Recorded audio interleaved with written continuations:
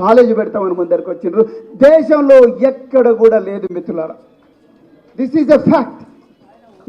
మీరు చెప్తే నమ్మలేరు, కానీ నేను ఒకరోజు శాన్ ఫ్రాన్సిస్కో ఎయిర్పోర్ట్లో ఉదయం 3 గంటలకు అట్లాంటా నుంచి ప్రయాణం చేసి శాన్ ఫ్రాన్సిస్కో ఎయిర్పోర్ట్లో దిగిన వెంటనే 3 గంటలకు ఎయిర్పోర్ట్ నుంచి బయటికి వస్తూ ఉంటే 3 విద్యార్థులు నిజామాబాద్ బిడ్డలు నాకు అడ్డం వచ్చి, సార్ జై భీమ్ సార్, మేము కూడా గురుకుల పాఠశాలలో చదువుకున్నాం సార్, ఇక్కడ సాఫ్ట్వేర్ కంపెనీలో పనిచేస్తున్నామని చెప్పి. ఆపేక్ష అనే ఒక అమ్మాయి ఆటో డ్రైవర్ కూతురండి. ఆటో డ్రైవర్ కూతురు సిరిసిల్లలో ఆపేక్ష ఒకరోజు నాకు ఒక వీడియో పంపించింది. సార్ నేను డిగ్రీ కాలేజీలో చదువుకున్నా సార్, నేను ఈరోజు బేగంపేట ఎయిర్పోర్ట్లో మొట్టమొదటిసారిగా పైలట్గా విమానం ఎక్కిన సార్ అని చెప్పి, నేను విమానాన్ని నడుపుతున్న నా వీడియో చూడండి సార్ అని చెప్పి వాళ్ళ కో పైలట్ ట్రైనర్తో వీడియో తీసి పంపించింది ఒక ఆటో డ్రైవర్ బిడ్డ. దర్పల్లిలో శ్రావ్య అనే ఒక అమ్మాయి ప్లంబర్ కూతురు ఈరోజు కమర్షియల్ పైలట్గా మారింది మిత్రులారా. పెళ్లి కావాల్సిన 12వ తరగతి అయిపోయిన తర్వాతనే పెళ్లి కావాల్సిన బిడ్డ ఇవాళ శ్రావ్య అనే అమ్మాయి పైలట్గా మారింది. ఒక్కసారి ఆలోచించండి. ఈ విధంగా 1 కోటి మంది విద్యార్థులకు కేసీఆర్ గారు ఎన్నంటే అన్ని చేసింది. నేను ఎందుకు చెప్తున్నానంటే నేను సాక్షిని. వారి ఆశీర్వాదంతో 7 సంవత్సరాలు చేయని విప్రయోగం లేదు మిత్రులారా.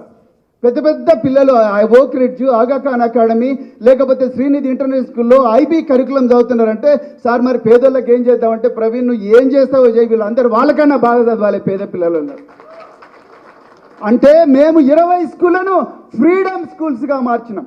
ఎంత గొప్ప రీసెర్చ్ చేసి దేశమంతా తిరిగి 20 స్కూల్స్ను ఫ్రీడమ్ స్కూల్స్గా మార్చినాం. కానీ మిత్రులారా, కొన్ని విషయాలు మీకు చెప్పాలి. పోరాడి తెచ్చుకున్న తెలంగాణ కేసీఆర్ గారు బంజరు తెలంగాణగా ఉన్న తెలంగాణను బంగారు తెలంగాణగా మార్చి 1 కోటి మంది విద్యార్థుల భవిష్యత్తుకు బంగారు పునాది వేస్తే ఈరోజు ఈ రాష్ట్ర ప్రభుత్వం, రేవంత్ రెడ్డి ప్రభుత్వం దాన్ని మళ్ళీ బంజరు చేయడానికి కుట్ర చేస్తూ ఉన్నది. మీరందరూ కూడా గుర్తుపెట్టుకోవాలి. ఇదే నేను చెప్పాలనుకున్నది మిత్రులారా. ఈరోజు తెలంగాణ ప్రమాదం అంచనా ఉన్నది, ఆల్రెడీ పడిపోయింది పాతాళంలోకి. ఇలా తెలంగాణలో కేసీఆర్ గారు ప్రతి మండలానికి ఒక గురుకుల పాఠశాల ఇచ్చిండు. ఆ గురుకుల పాఠశాలన్నీ కూడా ఇవాళ రేవంత్ రెడ్డి గారు సమీకృత అంటున్నారు. అసలు సమీకృత గురుకుల పాఠశాల జీవో కూడా చదవలేని దద్దమ్మ ఇవాళ ముఖ్యమంత్రిగా ఉన్నాడు. నిజం చెప్తున్నా భయ్, గురుకుల పాఠశాలల జీవోలోనే సమీకృతం ఉంది. అన్ని కులాలు కలిసి ఉంటాయి. ఇవాళ కొత్తగా చెప్పేది ఏమున్నది, వీళ్ళు కొత్తగా చెప్పేది ఏమున్నది? అన్నీ తీసుకొచ్చి మేము అటాక్ చేస్తే అన్నీ తీసుకొచ్చి ఒక దగ్గర పెడతామంటారు. ఒకసారి 25 కోట్లు అంటాడు, ఒకసారి 125 కోట్లు అంటాడు. వాళ్ళ మాట్లాడే మాటల్లోనే పొంతన లేదు. వాళ్ళకి ఏం జరుగుతుందో కూడా తెలియడం లేదు. సో ఇది పరిస్థితి మిత్రులారా.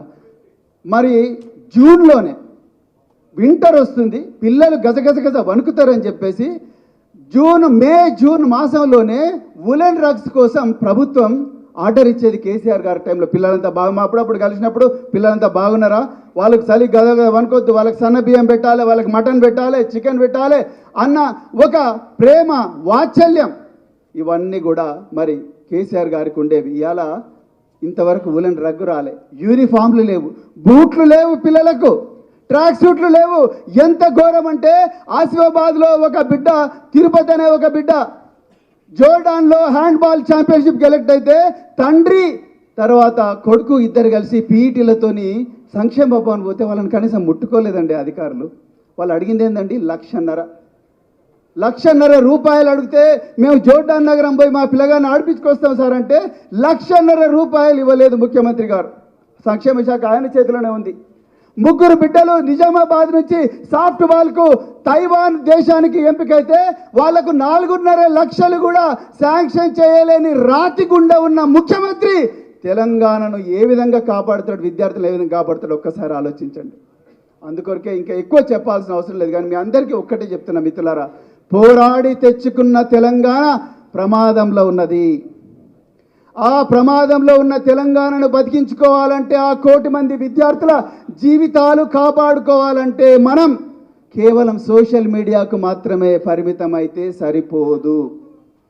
దయచేసి విద్యార్థులారా గ్రామాలకు తరలండి, విద్యార్థులారా పాఠశాలలకు తరలండి, విద్యార్థులారా కళాశాలలకు తరలండి, విద్యాలయాలకు తరలండి. అదేవిధంగా విద్యార్థులను ఎడ్యుకేట్ చేయండి, వాళ్ళ తల్లిదండ్రులను ఎడ్యుకేట్ చేయండి, కమిటీలు వేయండి. కమిటీలకు కేసీఆర్ గారి దార్శనికత ఏంటి, వారి ఆలోచన విధానం ఏంటి, ఏ విధంగా తెలంగాణ దేశంలో అందరికన్నా గొప్ప రాష్ట్రంగా ఉండే విధంగా తెలంగాణ విద్యార్థులు ఢిల్లీ నుంచి గల్లీ దాకా, కాశ్మీర్ నుంచి కన్యాకుమారి దాకా, అగర్తల నుంచి అహ్మదాబాద్ దాకా ప్రతి యూనివర్సిటీలో కూడా తెలంగాణ బిడ్డలు, అది సెంట్రల్ యూనివర్సిటీ కానీ, అశోక యూనివర్సిటీ కానీ, క్రియా యూనివర్సిటీ కానీ, క్రైస్ట్ యూనివర్సిటీ కానీ, సింబయోసిస్ కానీ, మహేంద్ర కానీ, ఉస్మానియా కానీ, ఢిల్లీ కానీ, సెయింట్ స్టీఫెన్స్ కానీ, ఏ యూనివర్సిటీలో అయినా తెలంగాణ బిడ్డలు గొప్పగా ఉండేటట్టుగా ఈ పునాది వేసిన కేసీఆర్ గారి ఆలోచనలను మరొక్కసారి తల్లిదండ్రులకు చెప్పాల్సిన గురుతర బాధ్యత విద్యార్థి నాయకులుగా మీ మీద ఉన్నది. మిత్రులారా, మీ అందరికీ చేతులు జోడించి ఒక్కటే కోరుకుంటున్నా, పదవులు ముఖ్యం కాదు. మళ్ళీ చెప్తున్నా, పదవులు ముఖ్యం కాదు, పదవులు ముఖ్యం కాదు, కానీ కళను నిజం చేసుకోవడం ముఖ్యం, భవిష్యత్తు ముఖ్యం. అందుకొరకు దయచేసి బీఆర్ఎస్వి నాయకులందరూ ఈ రోజు నుంచే గ్రామీణ ప్రాంతాలకు తరలి కమిటీలు వేయాలి. కేసీఆర్ గారి ఆలోచన విధానాన్ని ప్రజలకు సరళమైన భాషలో వివరించి చెప్పాల్సిన ఆవశ్యకత ఉన్నది.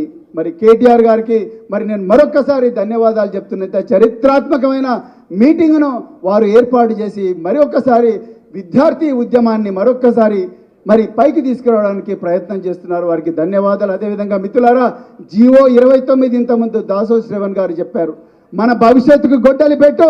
మరి ఓపెన్ కోటా అంటే కేవలం ధనికులకు మాత్రమే ఓపెన్, ఈ పేద వర్గాలు ఓపెన్లో రాకూడదనే ఒక మొండి వాదన ఏదైతుందో దాన్ని కూడా మనం ఎదుర్కోవాల్సిన అవసరం ఉన్నది. జీవో 46 అదేవిధంగా దాన్ని కూడా ఎదుర్కోవాల్సిన అవసరం ఉన్నది. ఇంకా చివరిగా ఒక్క మాట మిత్రులారా, మనం ఇక్కడ రేవంత్ రెడ్డినే చూస్తున్నాం, కానీ చాప కింద నీరులా బీజేపీ వాళ్ళు కూడా మతోన్మాద రాజకీయాలతోని విద్యార్థుల మనసును కలుషితం చేయాలని వస్తున్నారు. ఒక్కసారి గుర్తుపెట్టుకోండి, బీజేపీ పాలిత రాష్ట్రాల్లో విద్యార్థుల భవిష్యత్తు అగమ్య గోచరంగా ఉన్నది. వాళ్ళను కేవలం కావడి మోసే కార్మికులుగానే వాడుతూ ఉన్నారు, వాళ్ళను జెండాలు మోసే కార్మికులుగానే వాడుతూ ఉన్నారు.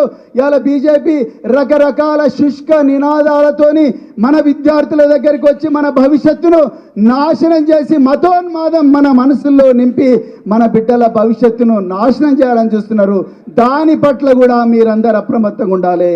ఈ మతోన్మాదాన్ని, ఈ ఏదైతే అవినీతి రేవంత్ రెడ్డి పాలన ఉందో దాన్ని ఎదుర్కొనే సత్తా కేవలం కేసీఆర్ గారి ఆలోచన విధానానికి మాత్రమే ఉన్నది, కేటీఆర్ గారి దార్శనికతకు మాత్రమే ఉన్నది.